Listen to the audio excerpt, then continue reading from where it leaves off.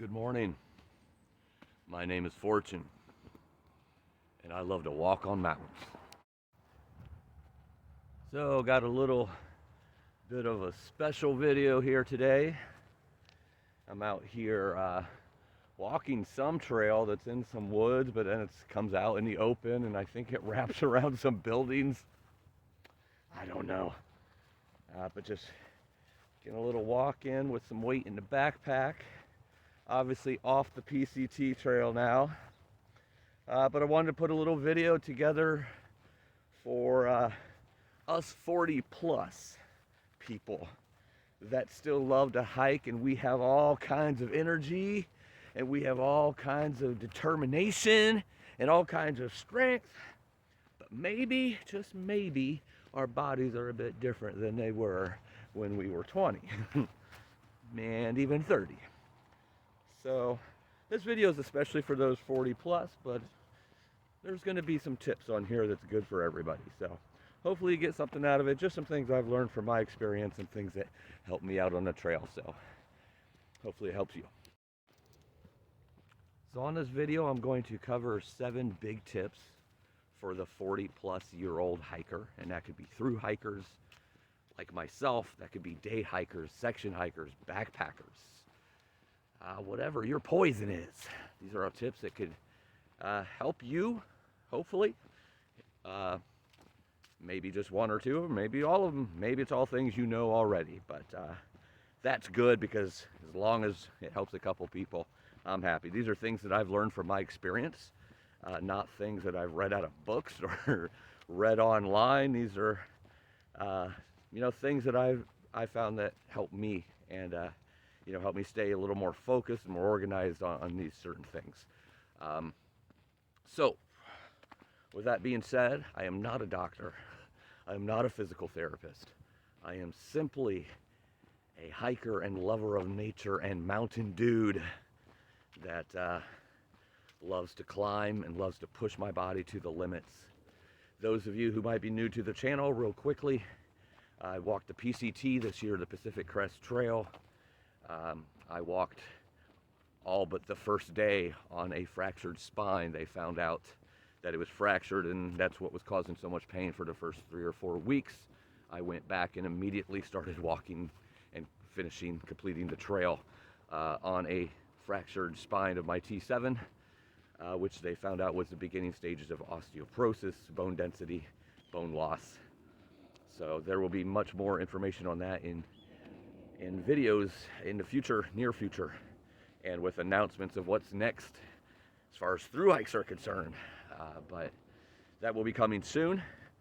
But just a little background there on me, finishing the PCT this year, finishing as much as I could. Some of it was closed down because of fires and such, so that will have to be completed after my next through hike, which is not a problem. But yeah, I just wanted to kind of not partake, that was the wrong word. Just wanted to give some of the knowledge and things I've learned out here, not only just through hike, but just hiking through the years, and in all conditions, whether it be desert, cold, whatnot. So hopefully it helps you. If not, pass it on to somebody who it might help. And I appreciate you watching, and so let's get into this. Tip number 1. Setting realistic expectations. Have you ever been to a restaurant that claims to be the best cheeseburger, the best pizza, the best spaghetti, the best anything that you've ever had, or the best in town, or the best in the state, and then found out that that was not accurate? I think we all have.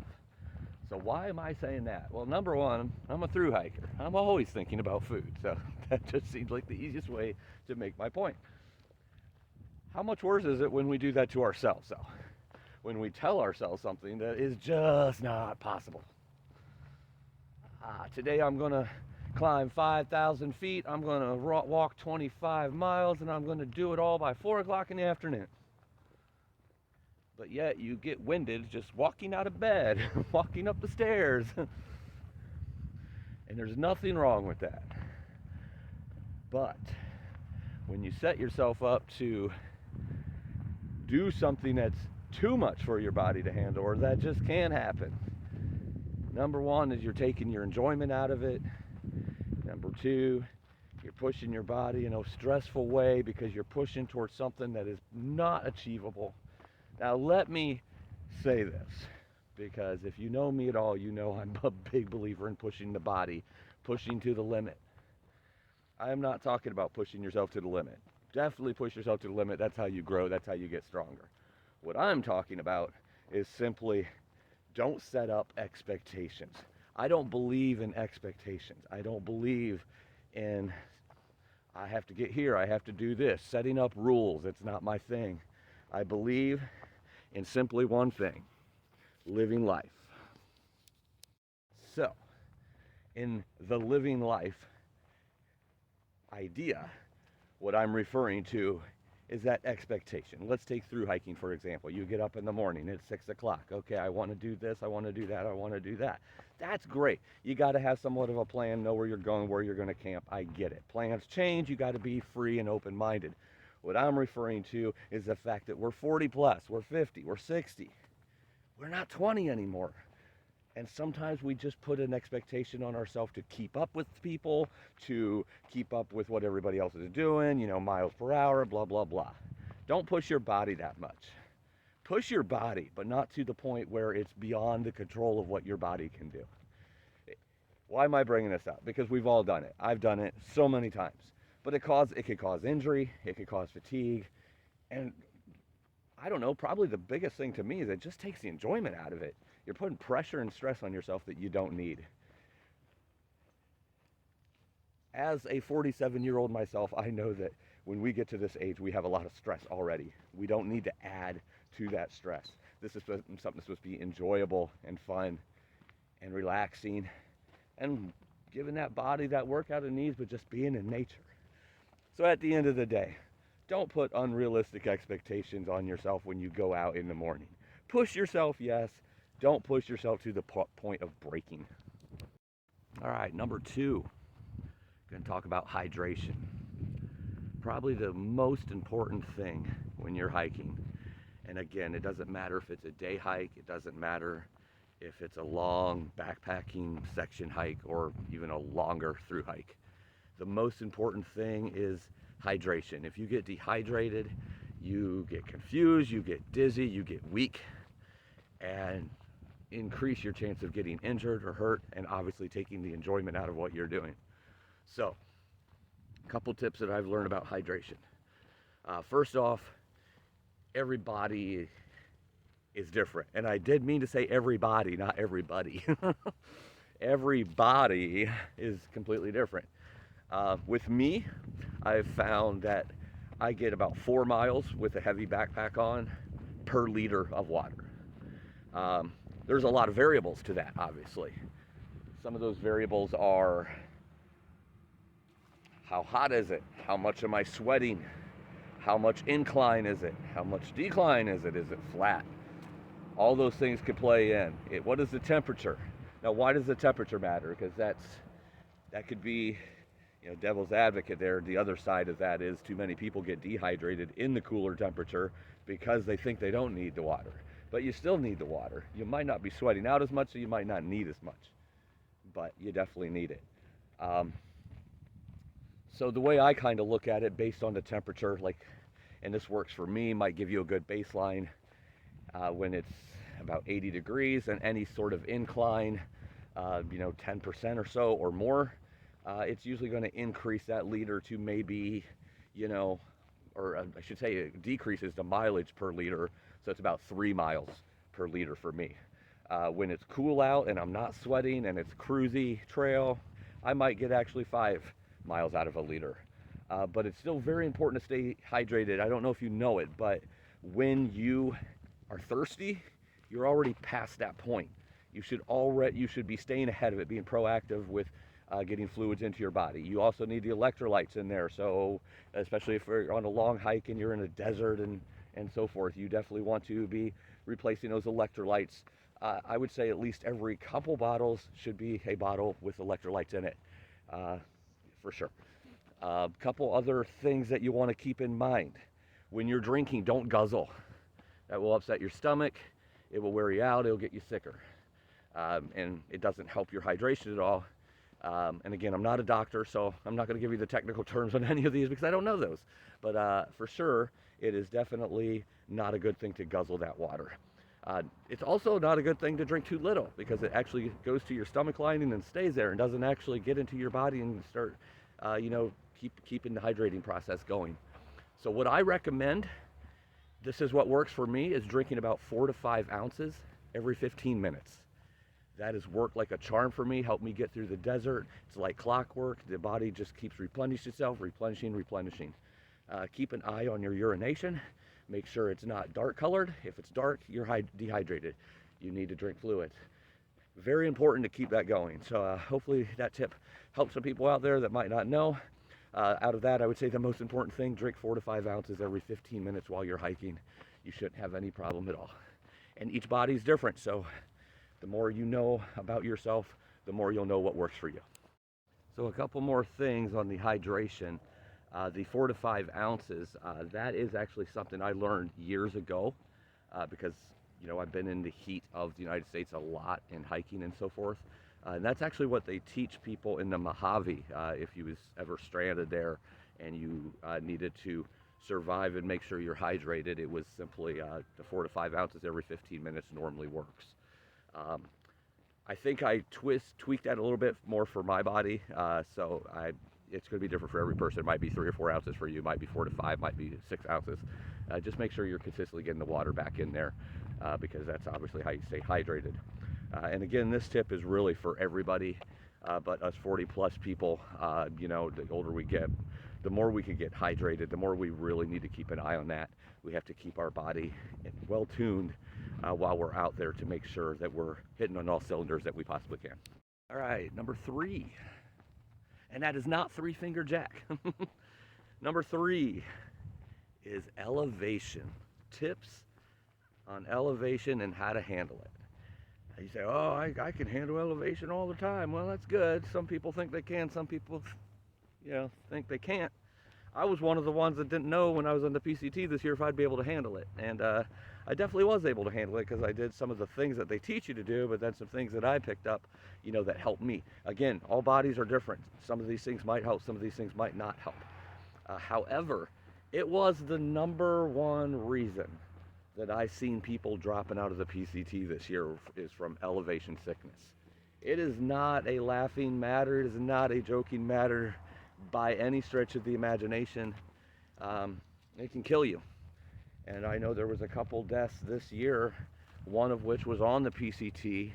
One I think was not on the PCT, but was in the Sierra, but nonetheless was unfortunately passed on because of elevation sickness.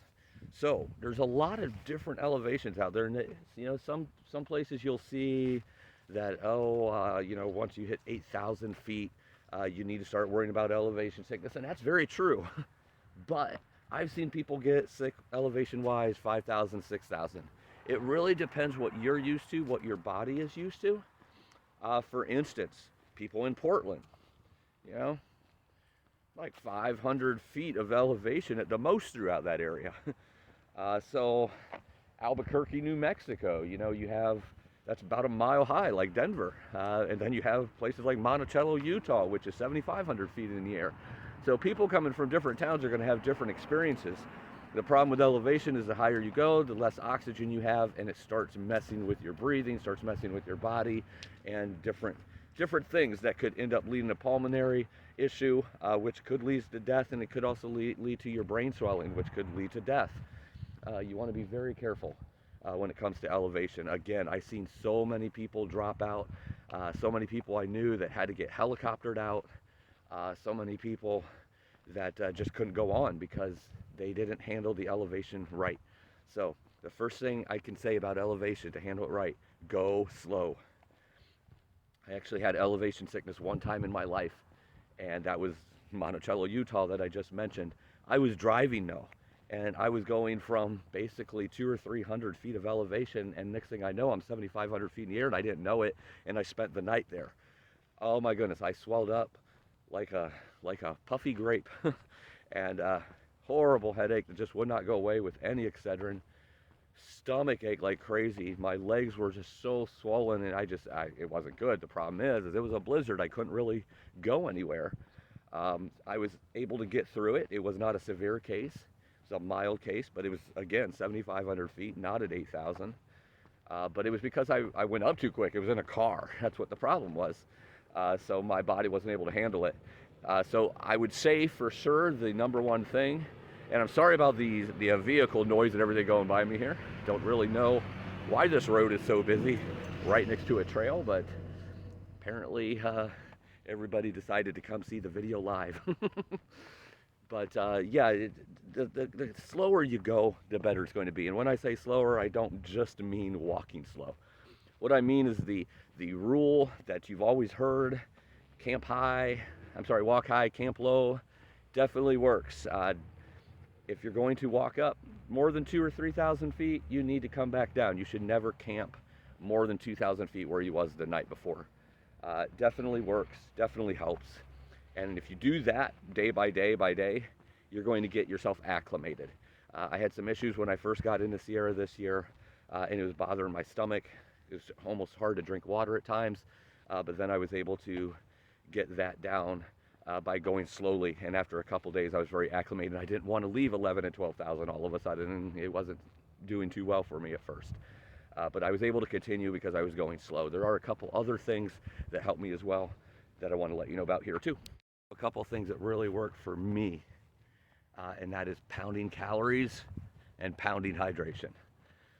And that is so important. Even on Mount Whitney this year, which is 14,500 feet in the air, getting closer to the end, I started feeling a little nauseous and a slight headache, nothing major, but it was definitely elevation starting to mess with me. And I was almost contemplating not going on. I was like 600 meters from the top. Good thing I am a stubborn mountain guy that want to keep pushing through.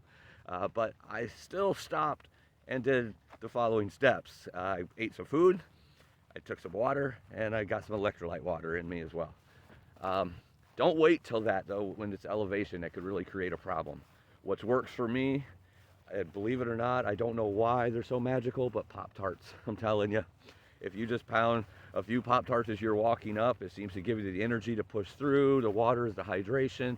The electrolytes you want to replace because you're probably going to be sweating as you're climbing up. Those things really work. But I'm telling you, and I told several people this as we were climbing up in the Sierras, I'm going to tell you right now, you gotta go slow. It's not a race. Don't try to run up these hills and mountains at 11, 12, 13,000 feet, at 3.5 miles an hour when you're not used to the elevation. Take your time. Enjoy what you're seeing, because your body will get acclimated soon enough and then it will become easier. But if you're not acclimated, don't push that hard. It could be fatal. So be very careful on that. And those are the easiest ways that I've found to circumvent elevation sickness. So I'm taking a little extra time on this because it's very important, especially when you're climbing up, past the 8,000 feet. But somebody coming from Portland, somewhere that's flat, that could be 4,000 or 5,000 feet, could give you some elevation issues. So you definitely want to eat, drink, and take it slow. Don't be in a rush. So that takes me to number 4, which is food and nutrition and energy. Won't spend too much time on this because I've kind of touched on it here. But at the end of the day, you're burning a lot of calories when you're hiking. You're taking energy from your body. You have to replace the energy. Especially if you're on a thru hike, you're losing a lot of weight.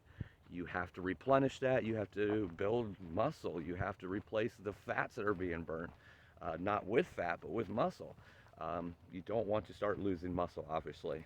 So definitely, when you're on a thru hike, there's really no diet anymore. You can eat whatever you want, whenever you want, and still lose weight because you're burning about 2 or 3 times the amount that you're actually able to eat. On a normal hike, you probably can't really do that. But you definitely want to eat stuff like, you've all seen the Cliff Bars and the granola. That's all really good. One of my favorite things to go to, believe it or not, is just spooning peanut butter right out of a jar or putting it on a tortilla with some pepperoni. Has the fats you need in it. It has the protein. It has the fiber. It's really good for you. And obviously, if you're allergic to peanuts, it's not going to be so good for you. So I wouldn't do that. But find what you like. Nuts are great. Meats are great. Cheeses are great. You want to put, just don't sit out there and eating Skittles and Snickers all the time. Unless, again, you're on a thru hike. You could probably pull that off. But yeah, you definitely want to put the energy in. I know a lot of times we don't feel like eating unless, you know, you have that hiker hunger and you're used to hiking all the time. But, you know, as we get older, we don't necessarily eat as much. Sometimes, some people do, I guess. But a lot of times we just don't have the big appetites that we used to have. And a lot of times it's because the way the body breaks it down and digests it. But in a situation where you're out hiking, you definitely need to almost force yourself to eat food, good substance that's going to be able to feed the body, give the body energy. Very important. All right, number 5. I'm going to talk about some stretching. A lot of people have asked me, you know, what do you do for knee pain? What do you do for leg pain? And, you know, all this. And, you know, I can honestly say, in all the time I was on the PCT, I had no knee problems. I had no leg problems. I could have walked 50 miles a day if it was only based on my legs. Unfortunately, my back was an issue, and my feet at times with infections and so forth, headaches, just hunger, just being exhausted. But the legs, never a problem. The back, obviously, because it's fractured. But I just wanted to show you a couple things here, because I used to have a lot of knee problems, especially going downhill. And we're going to talk about tracking poles as well. That's one thing that definitely helps the knees. But one thing that I want to show you here, and I hope it picks up on the video, I am in no way a physical therapist, not yoga, not a great athlete. I always say, it's like I'm not the fastest, I'm not the strongest, I'm not the youngest, but I have a lot of mental fortitude. The reason being is because I'm not that coordinated, so my stretches probably look all kinds of wrong, but I'm going to tell you a couple that I do that definitely helps, especially with the knees. So it's real simple. This one, you just simply get your feet about your shoulder length, like this, and I'm on a little bit of a slant here, but you want to lock your knees. Lock them, don't bend them.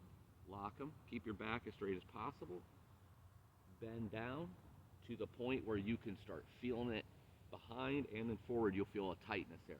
Don't hurt yourself, don't go too much, and just hold that. Then go down a little further, and go down a little further. Keep breathing as you're doing it. Do that for about 10-15 seconds, maybe 30 seconds. Stop, and then do a couple other stretches. Come back and do it again. I do it in the morning and at night. In other words, when I say morning and night, in other words, before the hike and after the hike. And I never have knee problems because of it. That's the biggest one for the knees right there. You feel it on the back of the knee.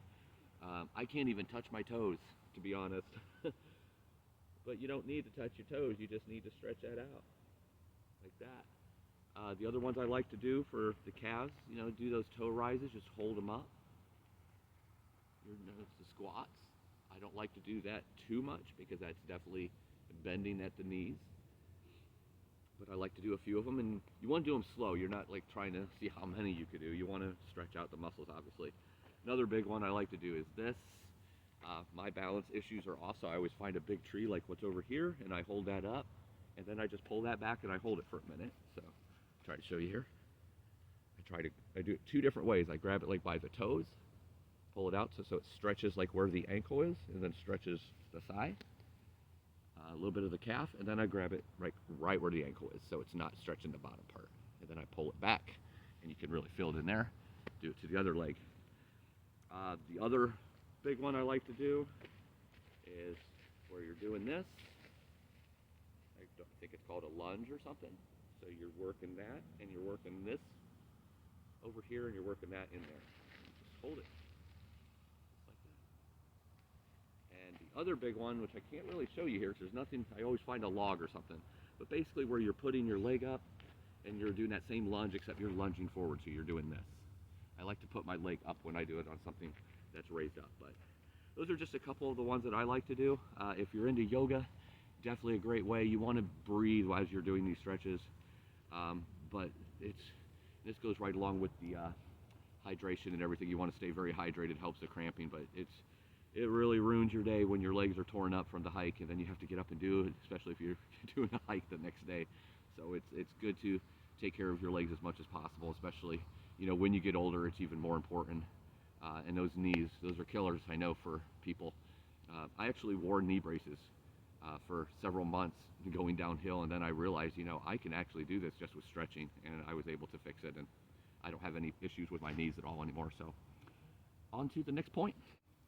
All right, number 6, trekking poles. Should I use them? Should I not use them? That is the question. Probably I get asked this more than anything else. Do those really work? Are they really going to help me? The answer in short is maybe. It really depends on you, but there are times that they will definitely help you. Some type of walking stick. So first thing I'm doing here is adjusting this to my size. It's different for every person. My bottom section I bring up to 4, and the top section I bring up to 7, or out to 7. They're always marked. So each trekking pole will have rubbers on them that you could use. These are good if you're walking on rock. These pointed ones are for mud and sand. They also have the, drawing a blank on what their names are, but kind of like this that can go over. I never use those, but a lot of people do. They're also good for mud and snow and such as well. But most important thing is, when you use trekking pole, in my opinion, is never let it take the place of your body, or don't put more trust in the trekking pole than what you put into the body. Your body is what you need to trust. It's what's going to get you out of a jam. If these break, what are you going to do then? You have to trust your body. So these are never there as a crutch. These are never there to, how do you say it? They're never there to take the place of your legs, so to speak. You're not putting all your weight on it. You don't white knuckle, blah, blah, blah. So we'll talk a little bit more about that. But let's go over the basics first. The number one way to use these when you're walking, always put your hand through there.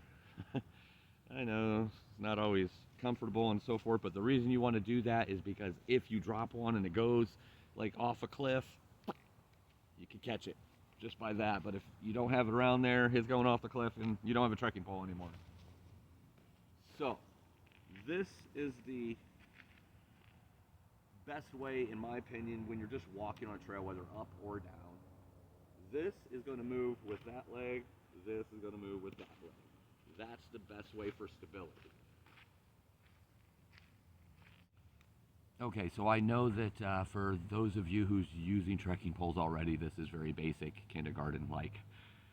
But you got to remember, not everybody is using trekking poles. They've wondered about it. They've wondered if it would help them maybe with their knee issues or balance issues and whatnot. That's why I'm going over this. I want to make sure that you know at least the basics. You're going to figure out the best way for you, but the basics are simply this. Keeping those hands inside these handles, and simply that's how you do it, right? Like that. Grab it like that, so you're going over the top, over the top. Just holding these lightly, like this. Basically, you're just holding it like that. Don't white knuckle it. Don't be holding on for dear life. Just simply going with the flow of the hand. You're not using these for your legs. You're using these for stability and balance. So what I just talked about. Taking this, walking like this. Obviously not quite as pronounced as what I'm doing there, but just to kind of give you an idea.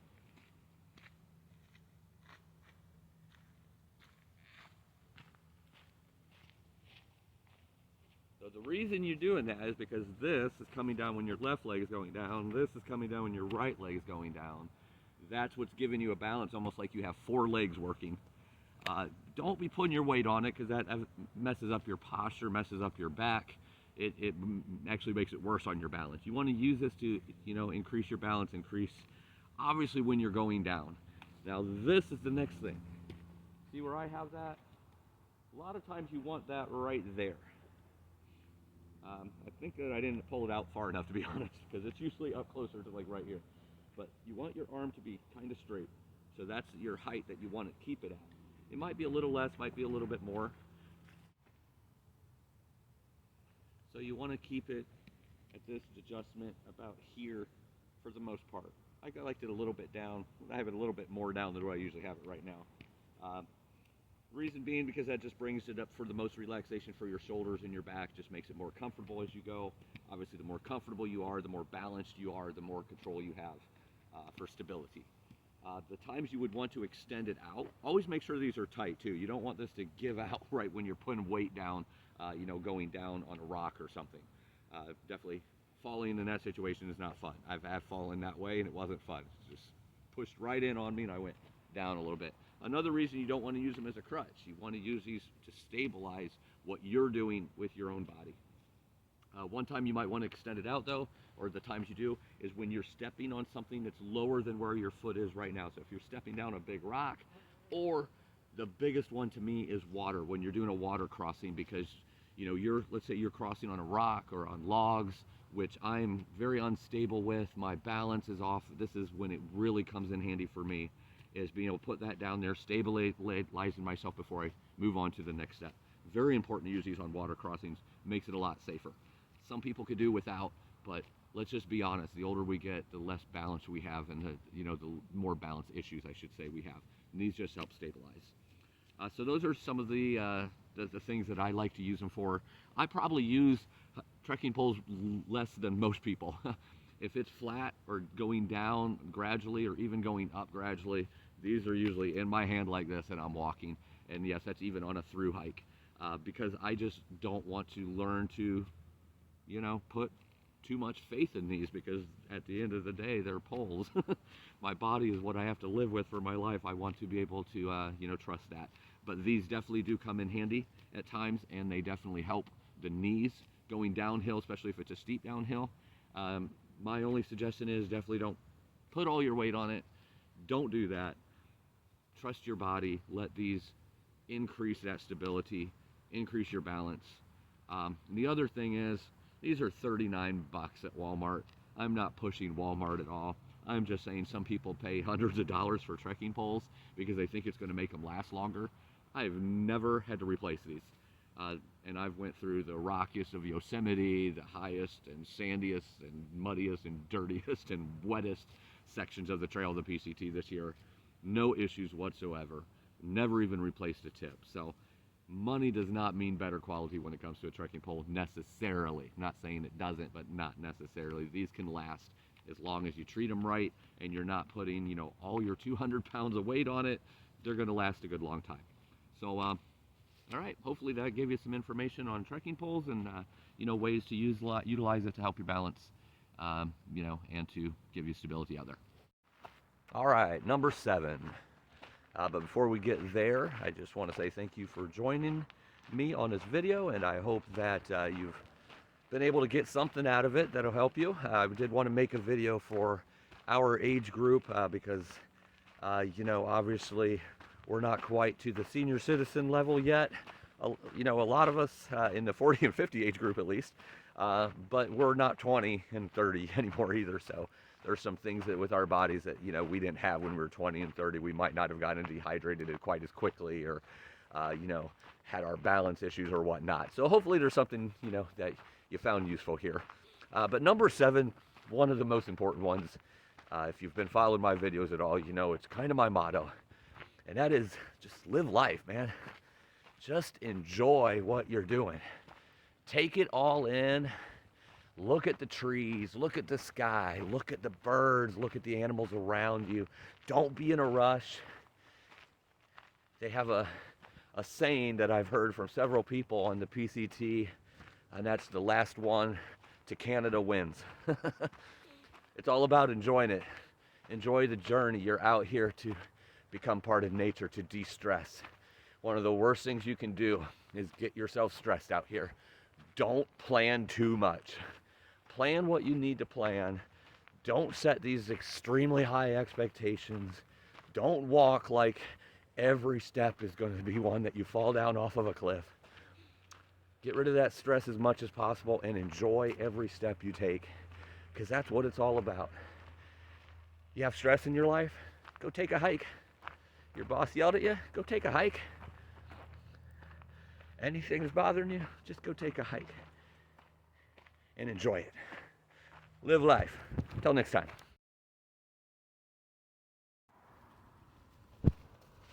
Good morning. What in the hell is this thing?